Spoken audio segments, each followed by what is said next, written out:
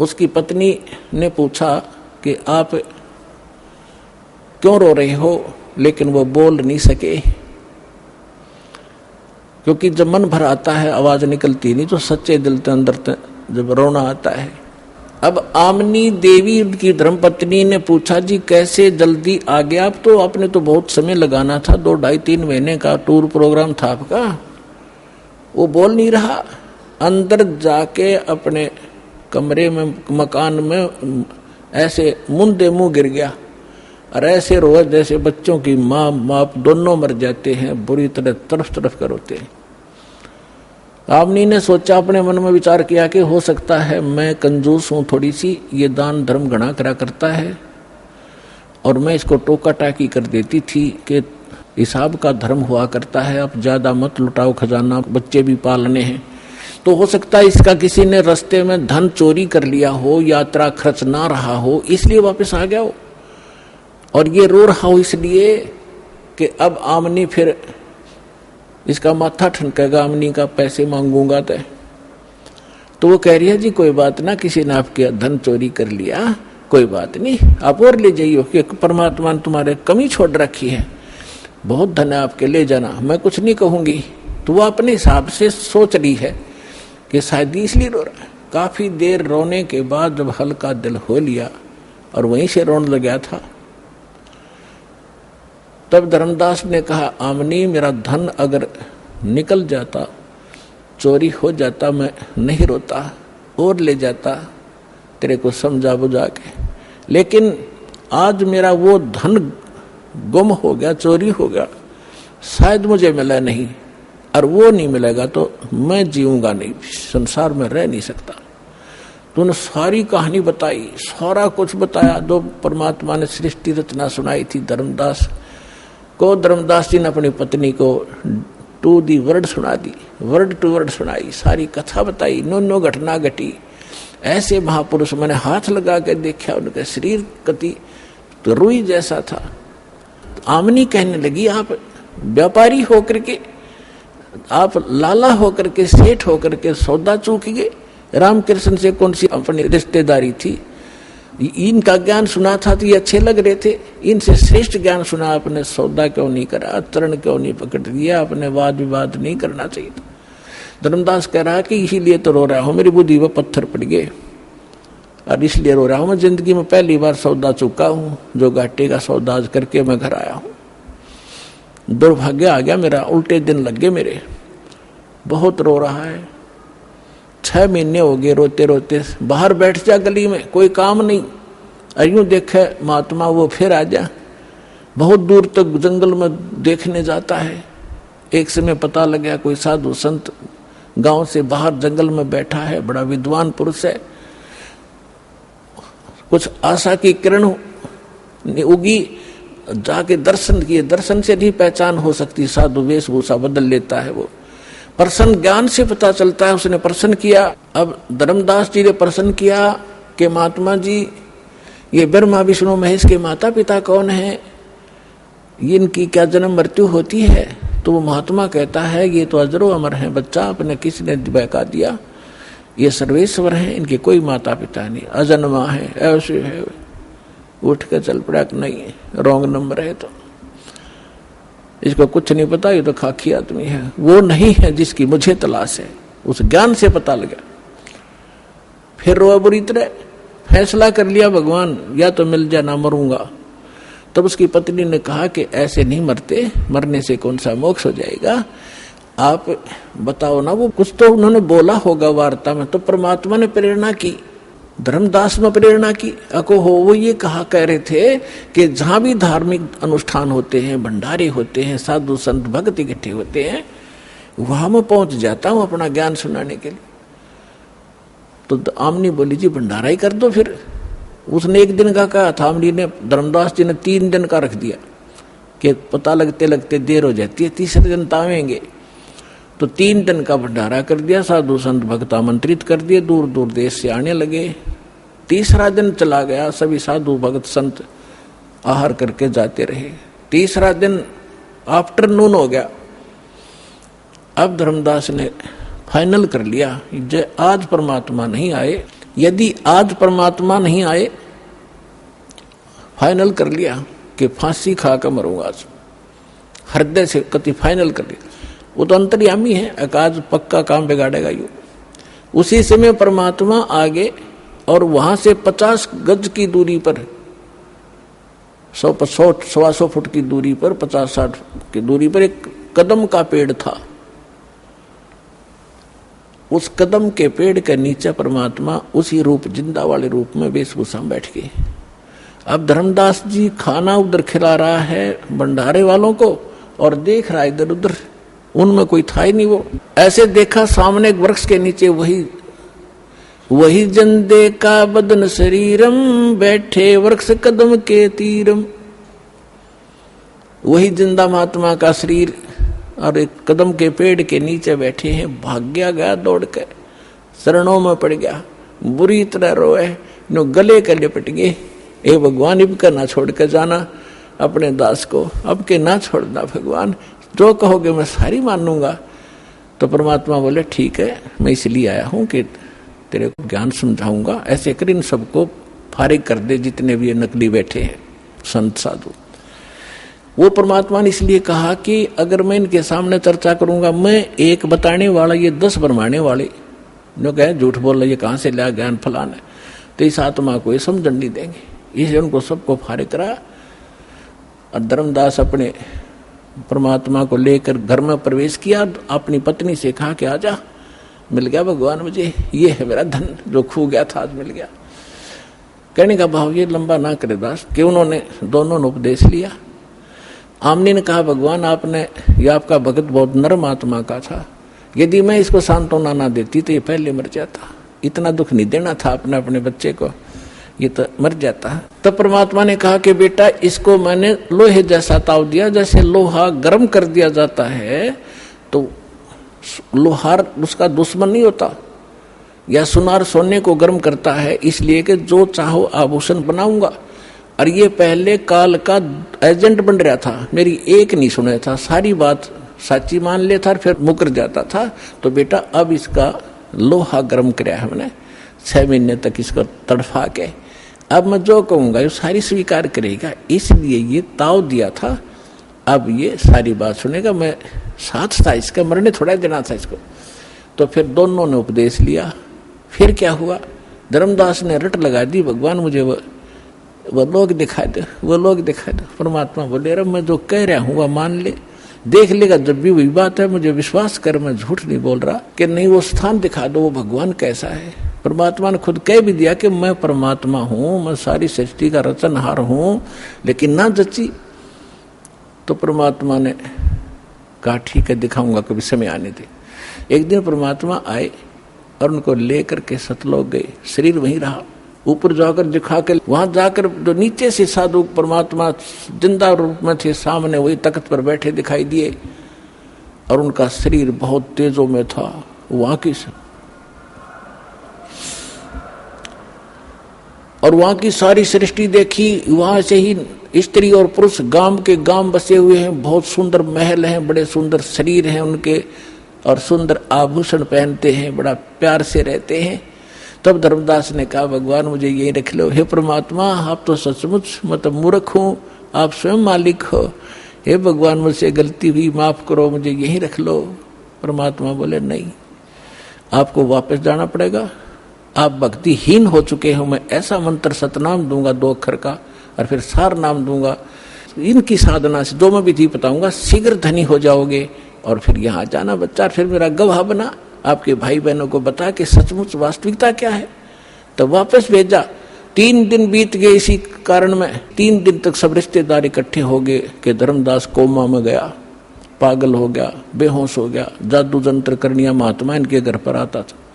अब जो ही तीसरे दिन होश में आया, सारे आसपास बैठे, यदि वो आसपास ना बैठे होते तो वो इन्हों सोचता स्वप्न होगा, और वो देखा तो सचमुच तो मर चुका, यूं न तो मरा मान लिया, लेकिन श्वास चल रहे थे, अचेत थे। तब तो धर्मदास को विश्वास हुआ, और परमात्मा ने बताया कि मैं काशी में आया हुआ हूं, बनारस में, वहां धानक रूप में रहता हूं, जुल्हे का काम करता हूं।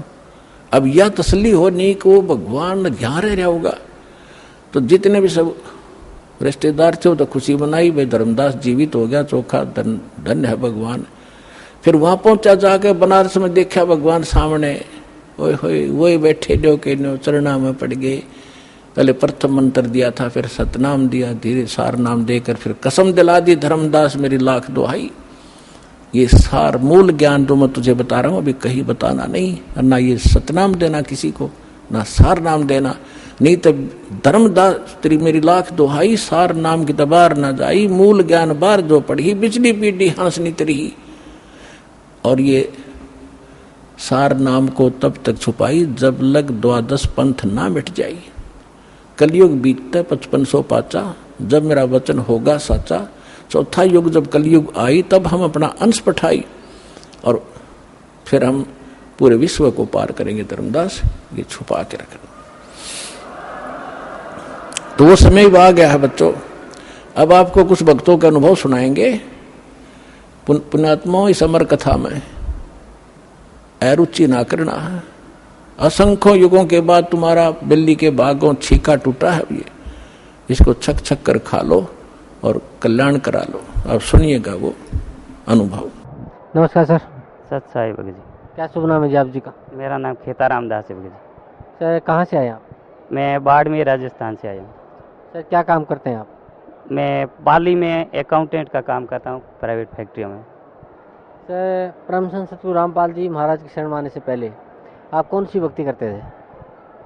पहले हम सिद्ध जसनाथ जी के संप्रदाय में थे, और हमारे पूर्वज जैसे भी करते थे उनके संप्रदाय में थे। और मैं जैसे भी 6 साल से समझने लगा तो एक खेत बाड़ को हम मानते थे, तो उनके भी वो जैसे जर्दा है, बीड़ी है, और उनके नारियल चढ़ाने जाते थे। और जैसे विवाह हुआ तो एक माजी सा करके हैं, तो उनके भी जागरण जमा देने के लिए जाते थे। तो उनके यहाँ शराब मंगवाई जाती थी, शराब पिलाई जाती थी, फिर सीटियों के बीच में पड़े रहते थे बेहोश होके। और सुबह वापस पूछते थे भोपा जी को कि जागरण और बोलो, माना नहीं है। फिर हम बहुत परेशान रहते थे भगत जी। तो सर ये जो आप भक्ति करते थे इससे आपको क्या लाभ मिलता था? इससे भगत जी हम मजबूरी में ये कर रहे थे। लाभ को तो छोड़ो, हमको बहुत घाटा ही घाटा था। हमारे घर पे मतलब रात को बच्चे चिल्लाते रहते थे, जैसे इनको कोई काट रहा है, बहुत ही परेशान थे बच्चे। तो फिर हम क्या करते हैं, तो उनका समाधान ढूंढने के लिए वो भोपों को जैसे भी हमारी परंपरा में जानते थे, तो उनको भोपों के पास में जाते थे। वो बताते हैं कि उनके यहाँ नारियल चढ़ाओ, उनका जागरण बोलो। ऐसे करते करते भी हम बहुत परेशान रहते थे। मैं काम पे रहता था, तो घर से जैसे भी उनका फ़ोन आता था तो मेरे को लगता था कोई न कोई परेशानी आ गई है, नहीं तो वो फ़ोन करते ही नहीं थे। फ़ोन आने का मतलब है कोई न कोई समस्या आ गई। और मैं घर से वहाँ से काम से भी डिस्टर्ब जो होता था, घर आता था, फिर उनको भोपों के पीछे पड़ता था। इस तरह से मैं बहुत दुखी था भगत जी। सर परम संत सतगुरु रामपाल जी महाराज की शरण में आप कैसे आए? मैं पाली में काम करता था, तो यहाँ भगत जी एक है, तो वो एक बार यहाँ आके गए थे। फिर उन्होंने एक किताब जो अखबार में लपेट के वो ले जा रहे थे। मैंने पूछा कि ये इसमें क्या है भगत जी? कि किताब है। कैसी किताब है दिखाओ? कि ज्ञान की किताब है, ये दूसरे ने मंगाई, आपको ला के दूंगा।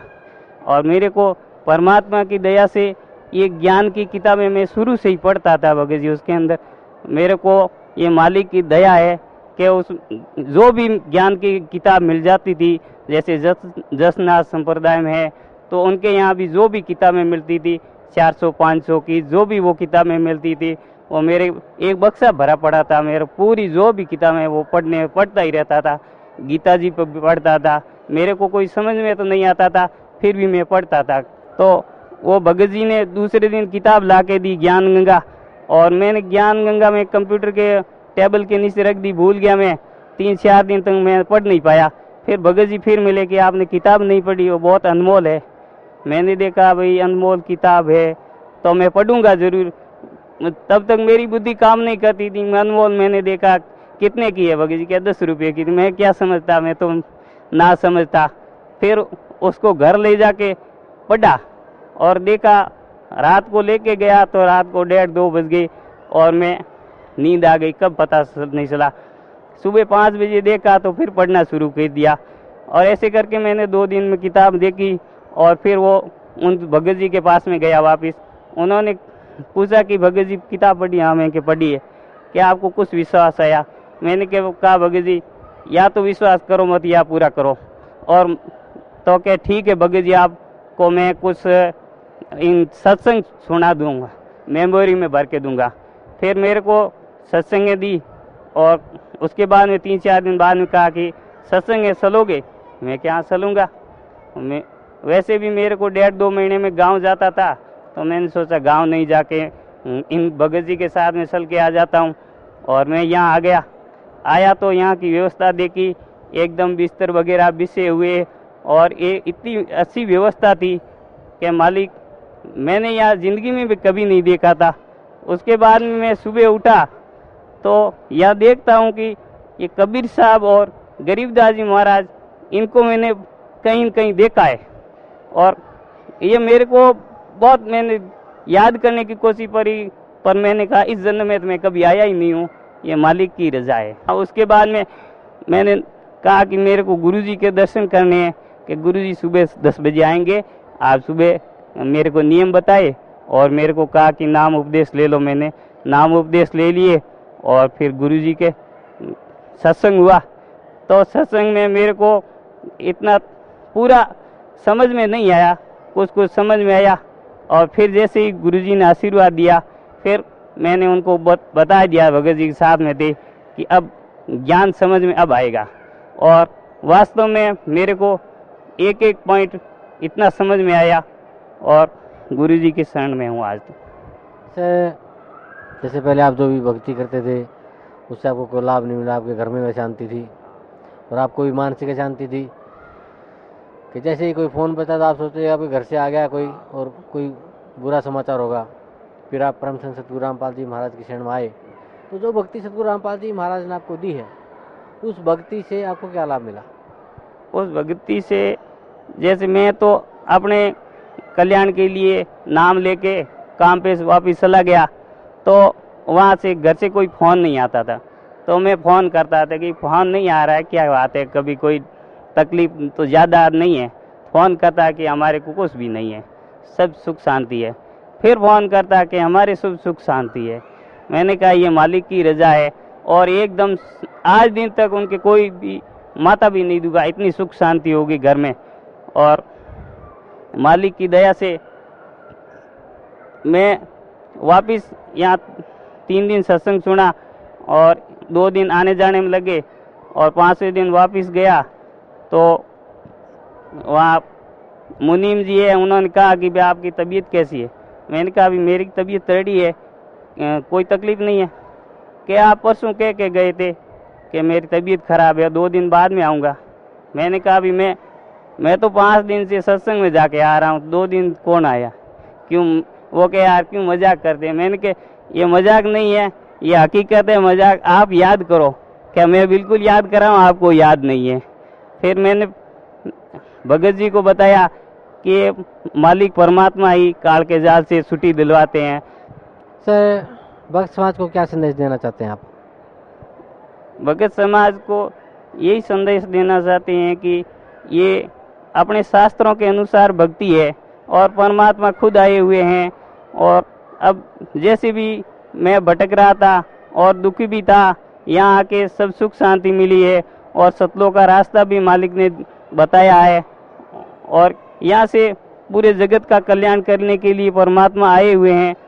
अगर इनके शरण में आएंगे तो आप इतना सुख पाएंगे कि अभी सपने में भी सोच नहीं सकते थे।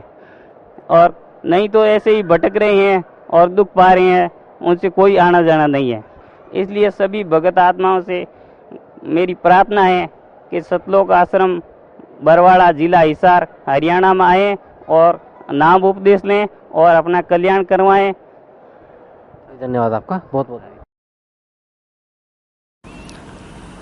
परम पिता परमात्मा पूर्ण ब्रह्म सारी सृष्टि के रचनहार कबीर परमेश्वर जी की असीम रजा से आप सभी पुण्यात्माएं परमात्मा की अमर कथा सुनने के लिए उपस्थित हुए। पुण्यात्माओं, सौभाग्य आपका,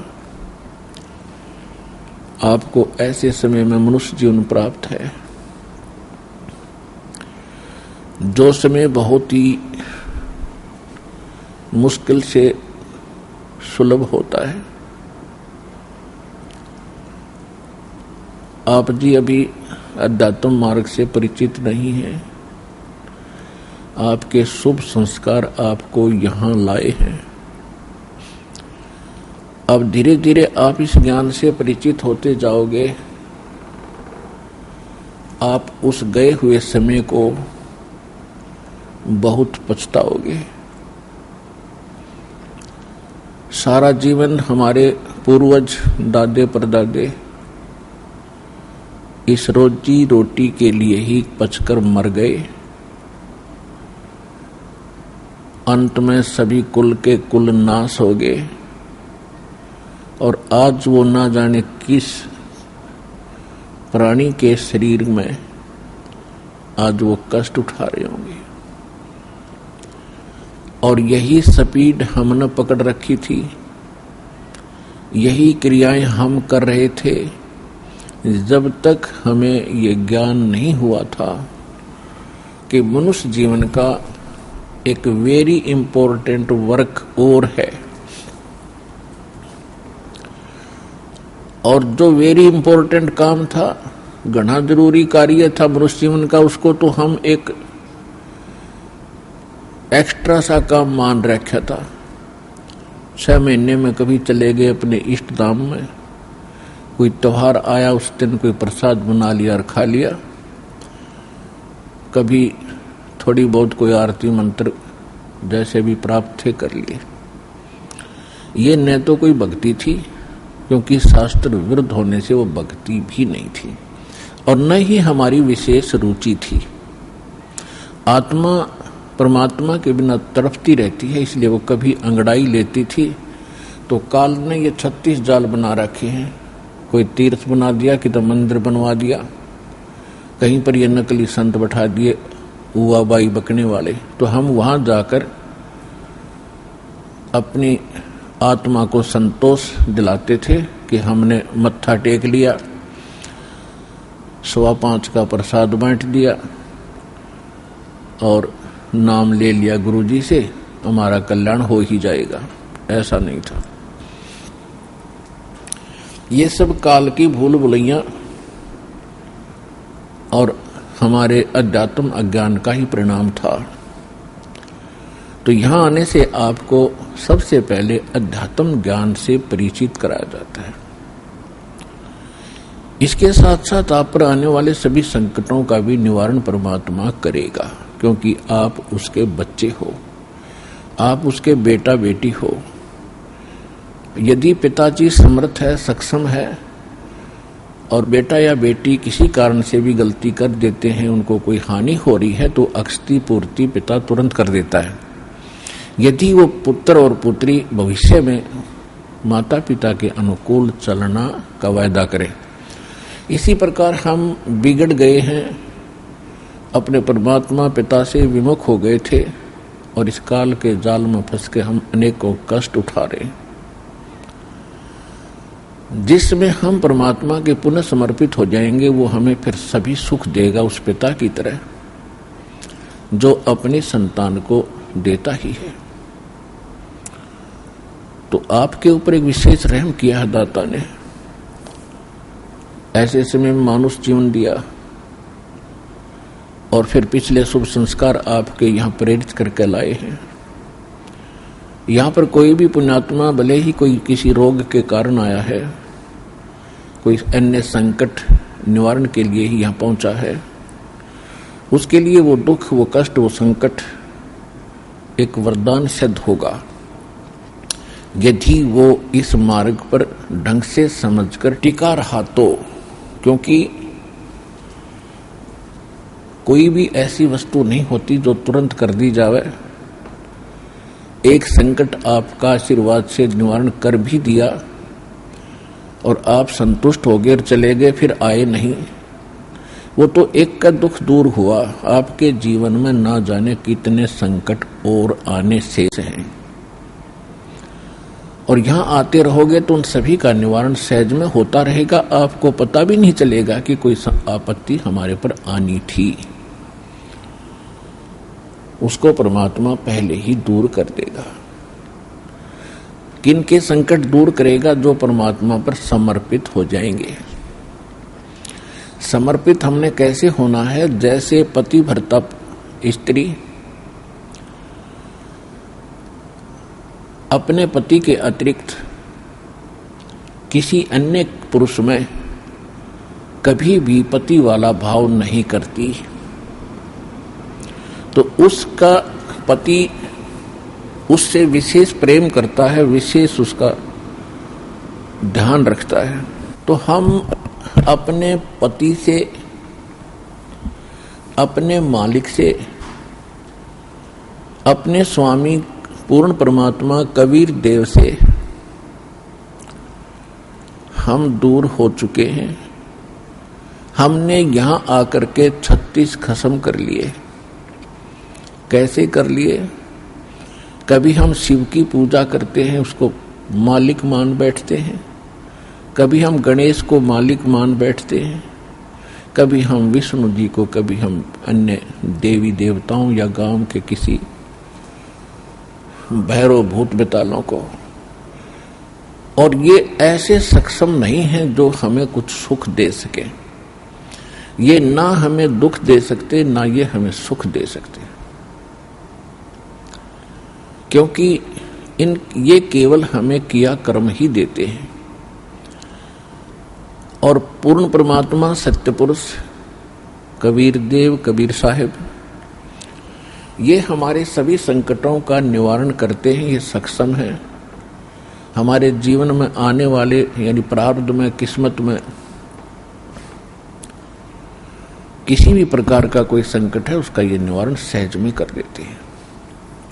ये कब करते हैं? जब हमारी आस्था 100% कबीर परमेश्वर में हो जाएगी और अन्य किसी भी देव से हम कोई भी वस्तु की डिमांड स्वप्न में भी नहीं करेंगे। किसी भी प्रकार का कोई संकट है तो अपने परमात्मा कबीर जी से ही हम अर्जी लगाएंगे हृदय से। कुछ समय के बाद आपका स्वभाव बन जाएगा इस ज्ञान और समाधान और इस भक्ति के कारण कि आप पर कुछ भी आपत्ति आवेगी, आप केवल हे बंदी छोड़, हे परमपिता परमात्मा कबीर साहिब, आपके मुख से यही निकलेगा। तो उस समय परमात्मा आपके साथ हो लिया। फिर उस आत्मा के जीवन सफर में कोई भी संकट, सफर के अंदर कांटे होते हैं रास्ते में, तो हमारे जीवन सफर में कोई भी कर्म, पाप कर्म रूपी कांटा होगा तो वो परमात्मा ऐसे बुहार देगा जैसे पति भरता जमी पर जो जो धर है पाँव, समर्थ झाड़ू देते है ना काटा लग जावे। उस समर्थ को भूल कर हम परमात्मा से दूर होकर संसारिक लोगों से, संसारिक इन अधिकारियों से और इस 3 लोक के भगवान देवों से हम इनसे अपना संकट निवारण की इच्छा करते रहे। ये हमारी अध्यात्म ज्ञान की जो कमी थी, त्रुटि थी।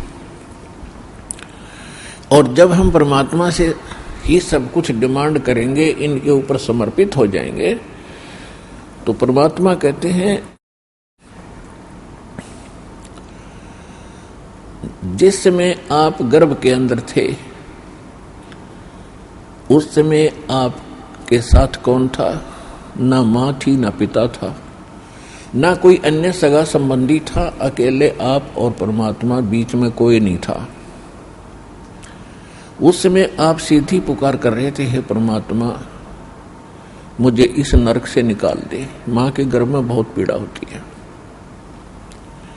उस पीड़ा को हम बाहर आने से भूल जाते हैं, क्योंकि त्रिगुण में माया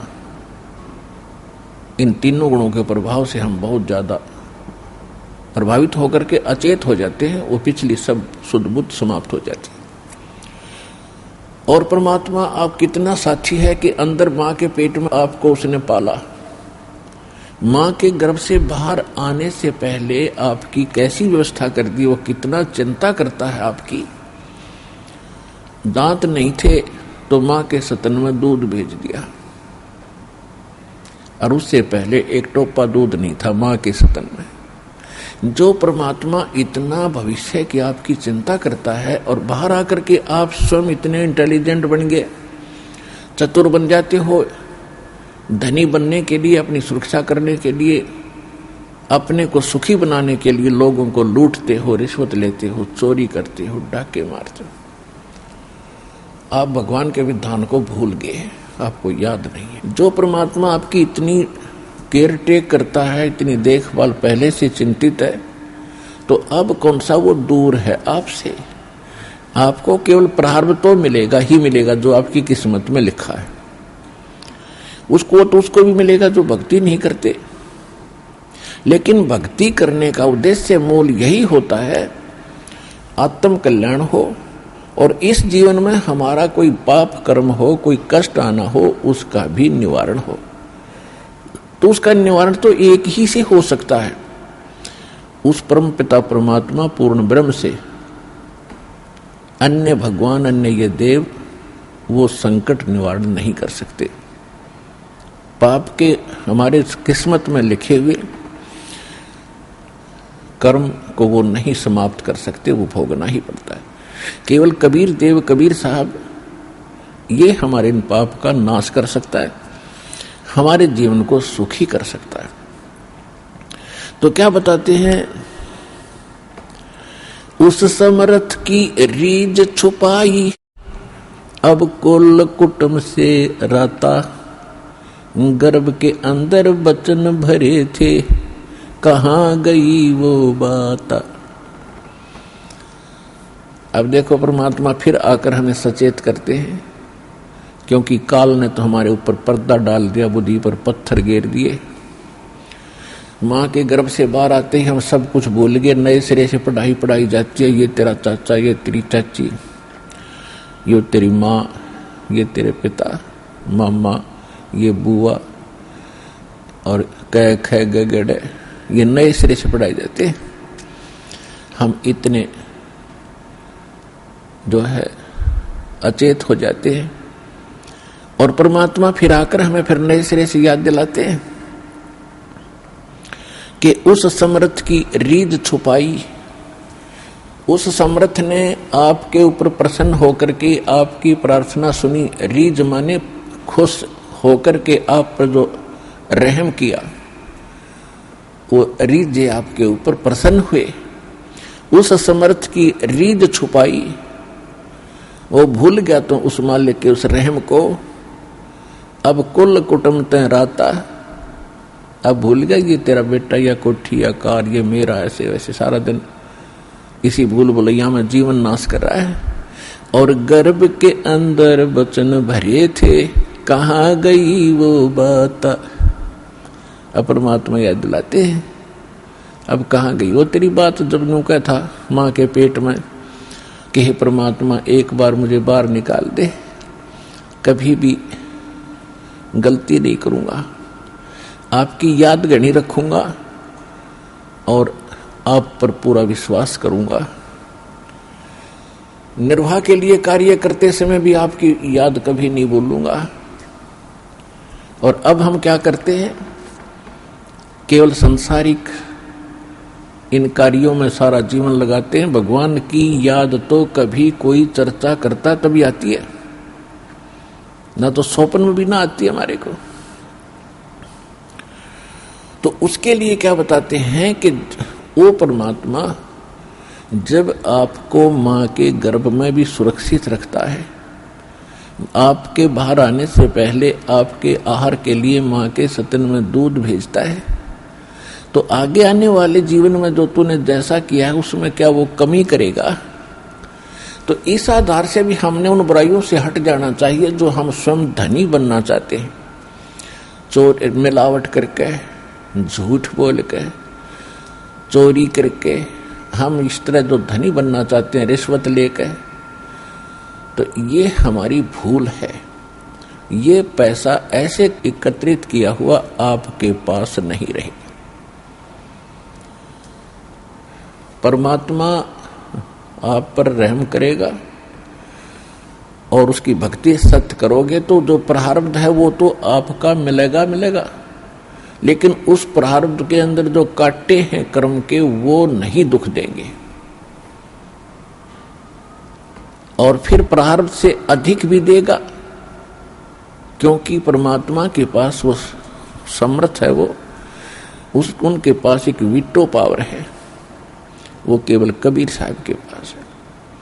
जैसी आपकी श्रद्धा और लगन देखेगा, विश्वास और दृढ़ता देखेंगे, तो आपको किस्मत से अधिक भी देंगे, अच्छा भी देंगे, और आपके पाप रूपी कर्मों के कांटों को भी वो पहले ही निकाल देंगे।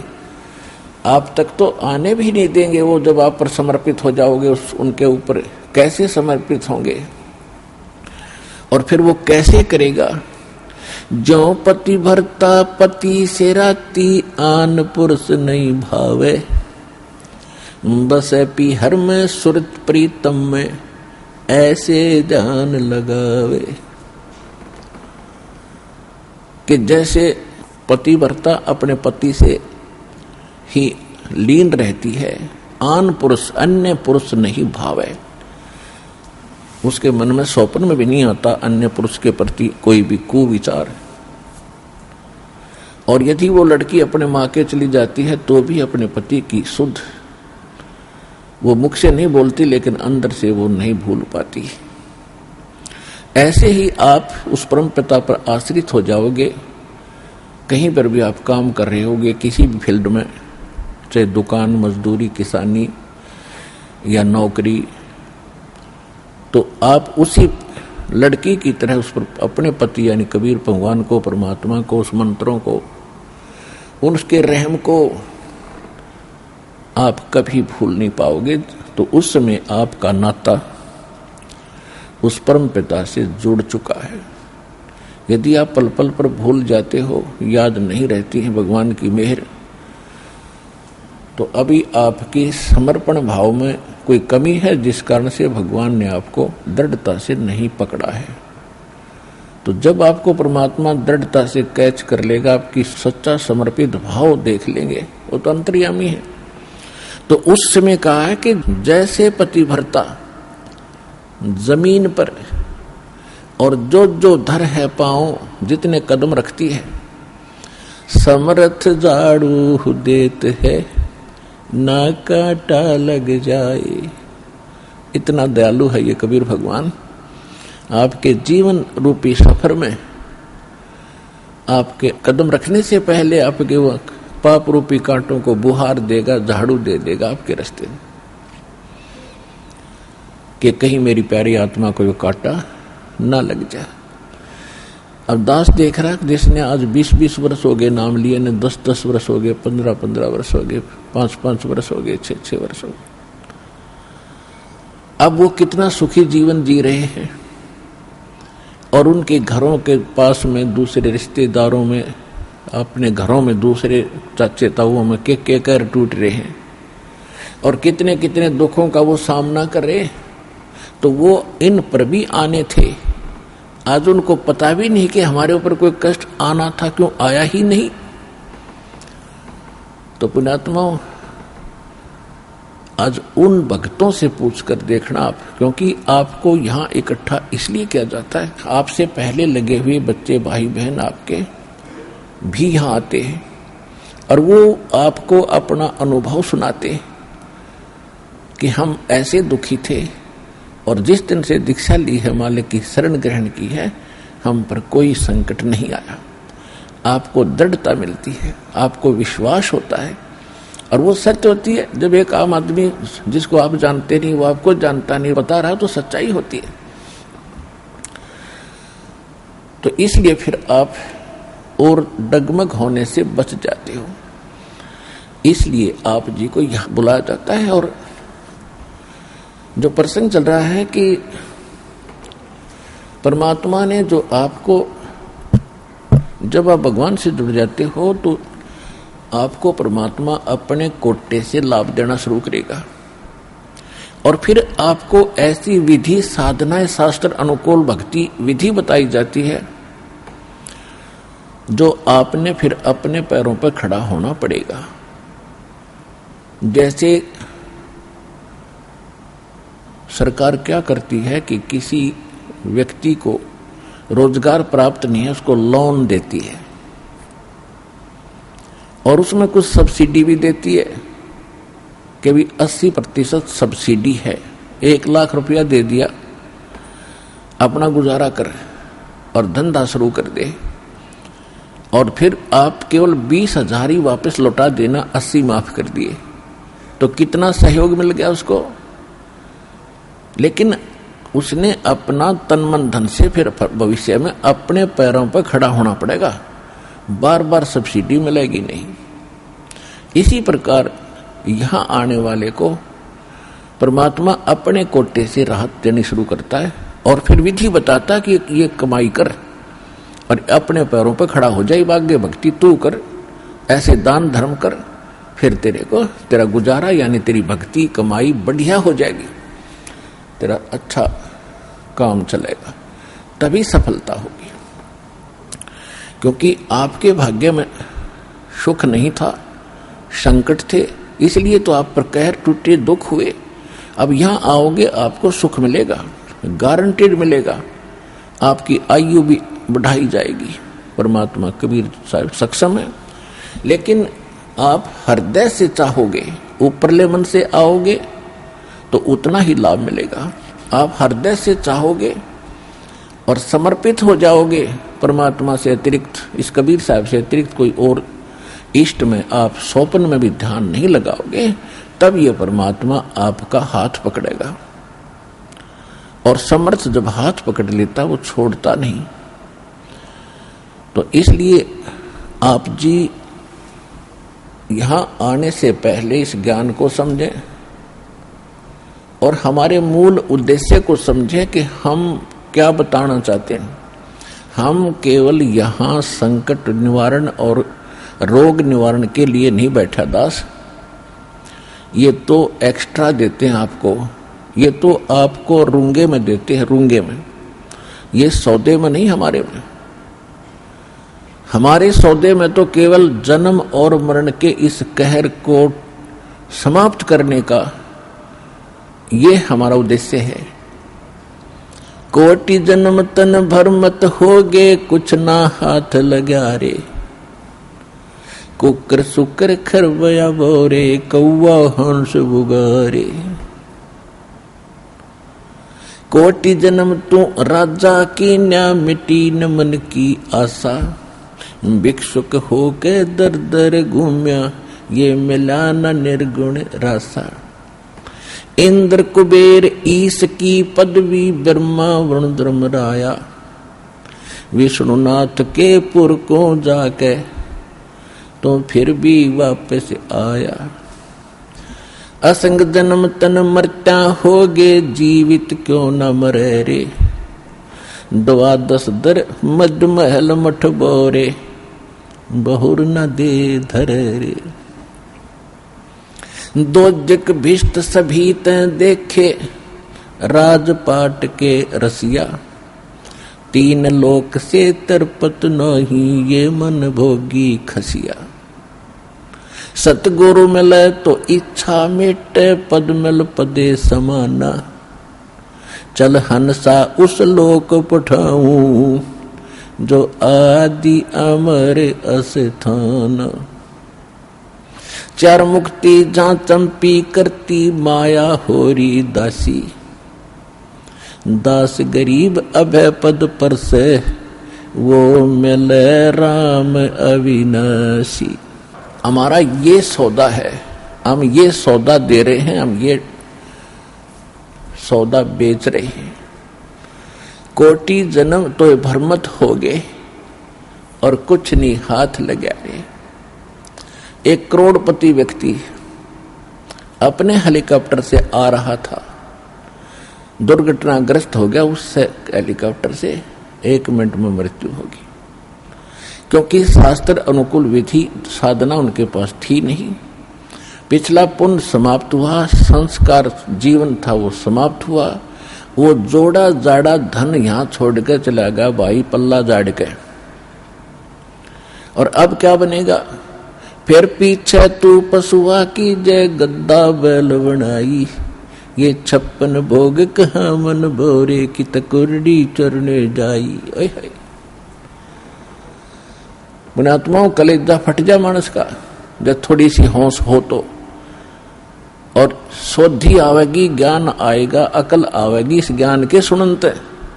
और ये ज्ञान सतगुरु दे सकता, पृथ्वी पर कोई दे नहीं सकता। और सतगुरु वर्तमान में इस दास के अतिरिक्त 21 ब्रह्मांड में नहीं है।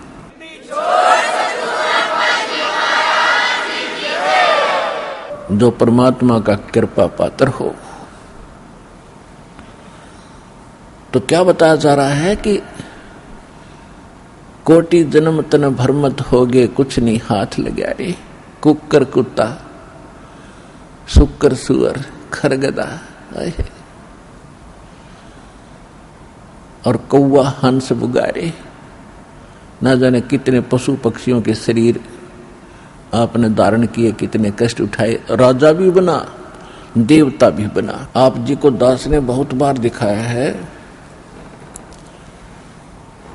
महावीर जैन जी का इतिहास। वो 60 करोड़ बार गधा और 30 करोड़ बार कुत्ता, ओए होए, और ना जाने घोड़े बिल्ली नपुंसक करोड़ों बार बना।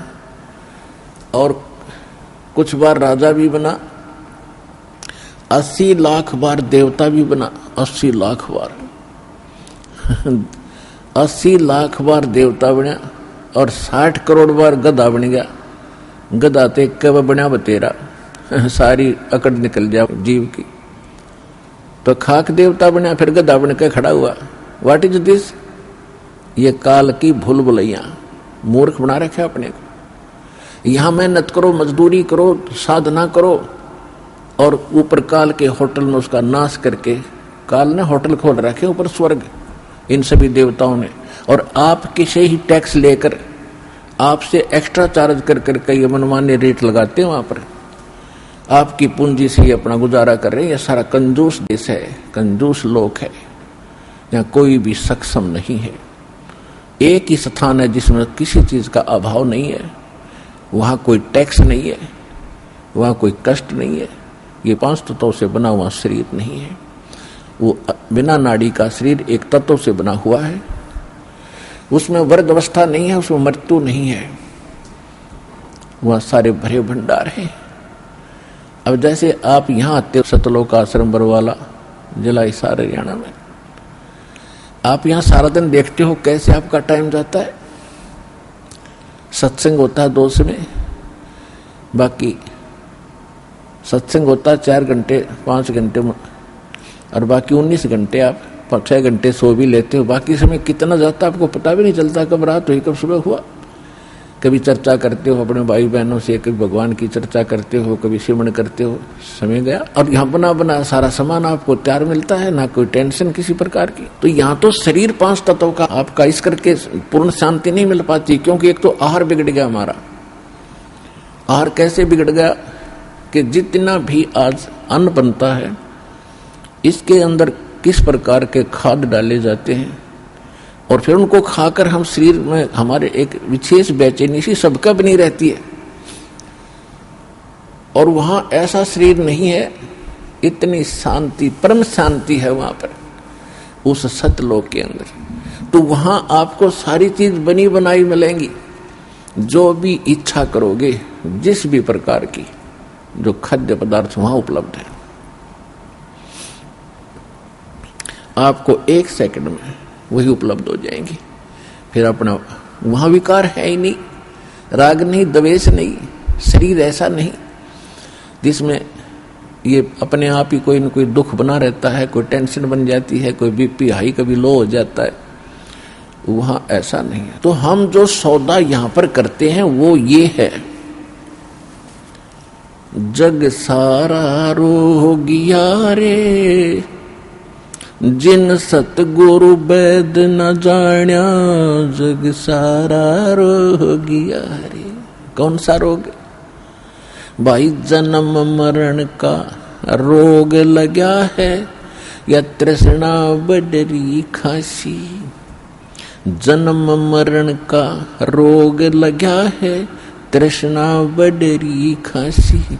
आवागमन की डोर गले में, या पड़ी काल की फांसी। जग सारा रोगिया रे, जिन सतगुरु वैद न जाण्या, जग सारा रोगिया रे। भाई सच्चा सतगुरु कोई न पूजे, इन झूठों जगपतियासी। सच्चा सतगुरु कोई न पूजे, इन झूठों जगपतियासी।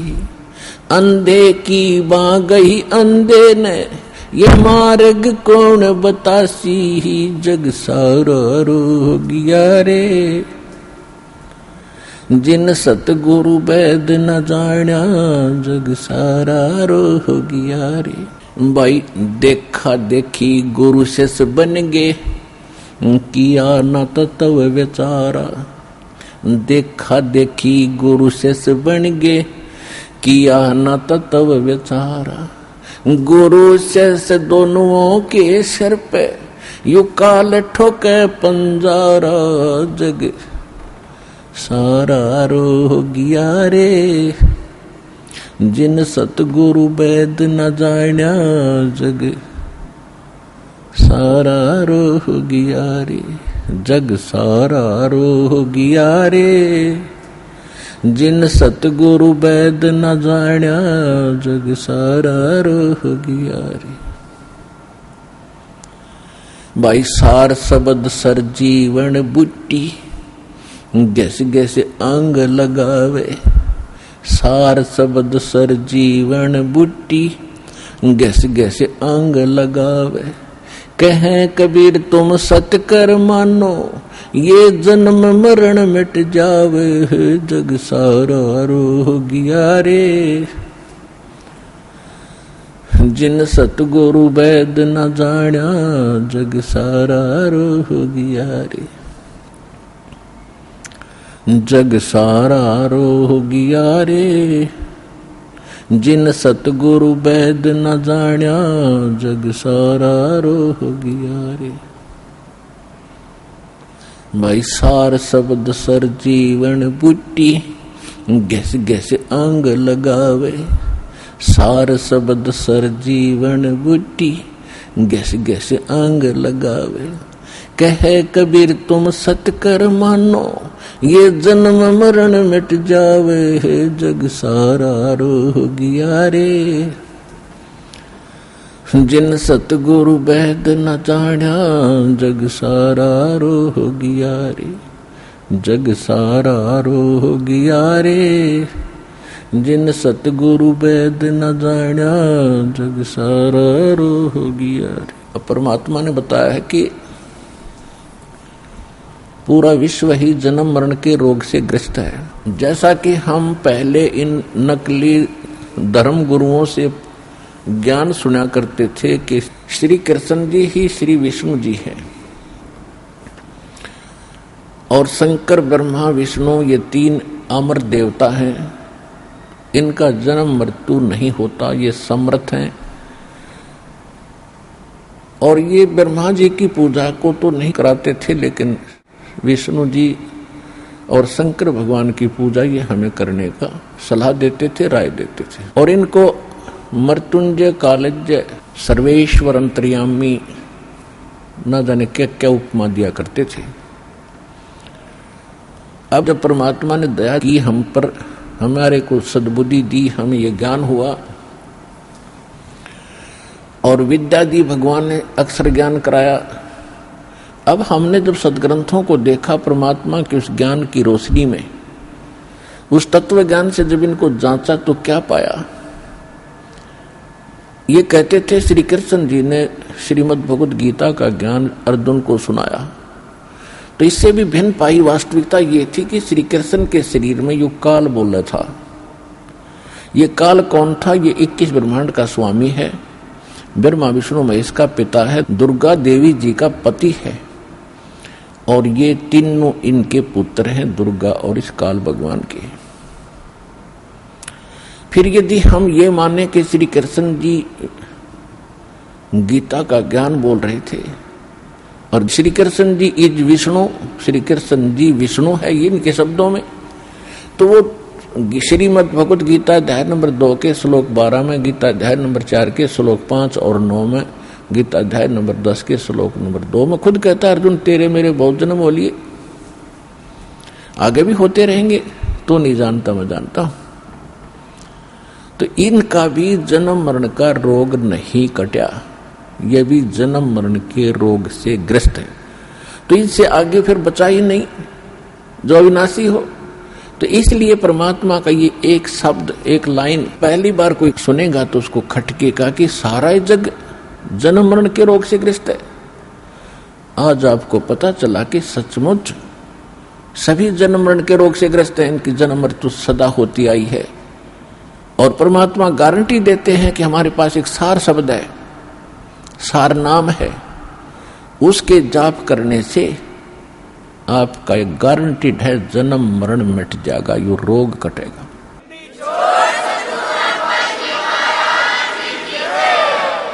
ये जड़ी, ये औषधि, ये सर्जीवन बूटी अभी तक प्राप्त नहीं थी, और जिन महापुरुषों को मालिक ने प्राप्त कराई उनसे वचनबद्ध कर दिया था कि अभी इसको नहीं बताना, नहीं तो काल के दूत भी यही ज्ञान और यही भक्ति बताएंगे, और इनके द्वारा दिए गए ये मंत्र, ये जड़ी काम करेगी नहीं, क्योंकि अधिकारी नहीं है। अधिकारी के बिना कोई भी कार्य सफल नहीं होता, ये आपको खूब पता है। तो परमात्मा कहते हैं कि धर्मदास मेरी लाख दुहाई, और ये सार नाम, सार शब्द कहीं बाहर ना जाए। सार शब्द बाहर जो पढ़ी, बिचली पीढ़ी हंसनी तरही। इस सार शब्द को तब तक छुपाई जब तक 12 पंथ मिट जाए। ये कलयुग बीते 5500 पांचा, तब ये मेरा वचन होगा सच्चा। क्या कि चौथा युग जब कलयुग आई, तब हम अपना अंश पठाई, और काल फंद छूटे नर लोई, सकल सृष्टि परवानी कोई। ये वचन कहे थे भगवान ने। तो धर्मदास जी से परमात्मा कहते हैं, ये जो मैं आज बोल रहा हूं कि मैंने काल से कहा था कि कलयुग में मैं अपना एक दास भेजूंगा, अपना वेरी इंपॉर्टेंट हंस भेजूंगा, अंश भेजूंगा, और सारी सृष्टि नाम लेगी, सबके ये काल के फंद टूटेंगे।